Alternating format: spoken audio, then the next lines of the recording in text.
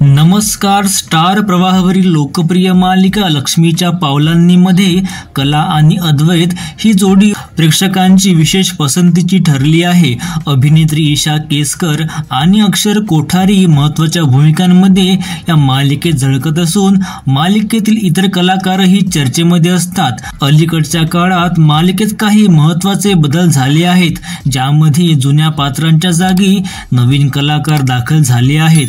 आता आणखी एका नव्या अभिनेत्रीची लक्ष्मीच्या पावलांनी मालिकेत एंट्री झाली असल्याची माहिती समोर आली आहे.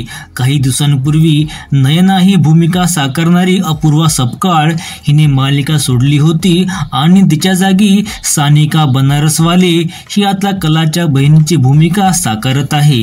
तसेच काही महिन्यांपूर्वी ध्रुव दातारने मालिका सोडल्यानंतर अद्वैत काढणे याने राहुलची भूमिका साकारायला सुरुवात केली. आता या मालिकेत एका नवीन पात्राची एंट्री होणार असून या संदर्भात अभिनेता ऋत्विक तळवलकरने एक पोस्ट शेअर केली आहे. तर लक्ष्मीच्या पावलांनी या मालिकेमध्ये अभिनेत्री तृष्णा चंद्रात्रे हिची एंट्री झालेली आहे व ही या मालिकेमध्ये अनामिका हे पात्र साकारणार आहे.